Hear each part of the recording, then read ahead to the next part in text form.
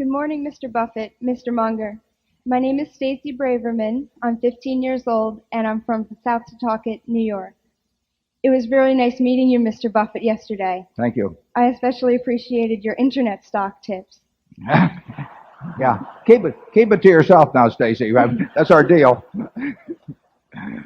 I bought the B shares 2 years ago when I decided that I needed to save some money for college. When the share price dipped below 1,500, I decided to investigate correspondence courses. Maybe you can get a scholarship. So I'm glad to see that things are back on track now. My question is, a lot of the companies that you invest in, like Coca-Cola and Gillette, seem to do better when the dollar is weak and interest rates are falling. That seems to be the opposite of what's happening now.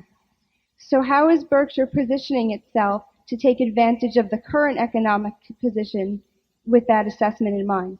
Yeah, well, that's a good question. But if we thought we knew what the dollar was going to do or interest rates were going to do, we won't do it, but we would just engage in transactions involving those commodities in effect or futures directly. In other words, it would not be if we thought that the dollar was going to weaken dramatically, and we won't get those kind of thoughts. But if we did, we would buy other currencies, and it might benefit Coke in dollar terms if that happened, but it would be so much more efficient directly to pursue a currency play or an interest rate play than an indirect way through companies that have big international exposure. We would probably do it directly. We don't really think much about that because just take currency. If you look at what the yen has traded at, over the last, since World War II, from what was it, 360 down to 70 some, Charlie, went at the low, and back up to 140 some, and now I don't know 105 or wherever it may be. I mean, those moves are huge, but in the end, we're really more interested in whether more people in Japan are going to drink Coca-Cola, and over time, we're better at predicting that than we are at predicting what the yen will do. And if Coca-Cola satisfies people's needs, liquid needs, for more and more people, we will probably get a reasonable percentage of their purchasing power of those people around the world for their right to drink Coca-Cola or for shaving or whatever it may be. So if the world's standard of living improves bit by bit over time in an irregular fashion, and we supply something the world wants, we will get our share in dollars eventually. And what it, quarter to quarter or year to year, how that moves around because of currency moves really doesn't make any difference to us. It makes a difference to reported earnings in that quarter. But in terms of where Coca-Cola is going to be 10 or 20 years from now, it would be a big mistake, I think, to focus on currency moves as opposed to focusing on the product itself.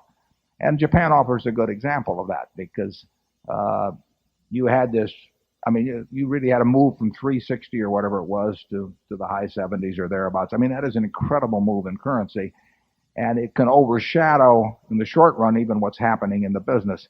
But long range, what's really made Coca-Cola strong in Japan is the fact that the Japanese people have accepted their products in a big way, and Coca-Cola has built this tremendous, for example, vending machine presence. And the Japanese market is very different than all the rest of the markets in the world virtually, in that such a high percentage flows through vending machines. And my memory is that we may have something like 900 and some thousand out of something over 2 million vending machines in the country. So we got this tremendously dominant position. It's a little like billboards might be in this country. Plus we have this terrific product, Georgia Coffee, which is huge over there. And that's the sort of thing we focus on because that's something we understand. We don't understand what currencies are going to do week to week or month to month or year to year. And we always try to focus on what's knowable and what's important. Now, currency might be important, but we don't think it's knowable. Other things are unimportant, but knowable. But what really counts is what's knowable and important. And what's knowable and important about Coca-Cola is the fact that more and more people are going to consume soft drinks around the world and have been doing so year after year after year, and that Coca-Cola is going to gain share, and that the product is extraordinarily inexpensive relative to the pleasure it brings to people. Coca-Cola in the 30s, when I was a kid, I bought, 6 for a quarter and sold them for a nickel each. That was a 6.5-ounce bottle for a nickel at Coke. And you can buy a 12-ounce can now at the pick a supermarket sale for not much more than twice per ounce what it was selling for in the 30s. You won't find many products where that kind of a value proposition has developed over the years. So that's the kind of thing we focus on. And interest rates and foreign exchange rates, important as they may be in the short term, really are not going to determine whether we get rich over time. The best time to buy stocks actually was in recent years, has been when interest rates were sky high, and it looked like a very safe thing to do to put your money into Treasury bills at actually the prime rate got up to 21.5%, but you could put out money at huge rates in the early 80s, and as attractive as that appeared, it was exactly the wrong thing to be doing. It was better to be buying equities at that time because when interest rates changed, their values changed even much more. Charlie? Yeah, we have a willful agnosticism on all kinds of things, and that makes us concentrate on certain other things. This is a very good way to think if you're as lazy as we are.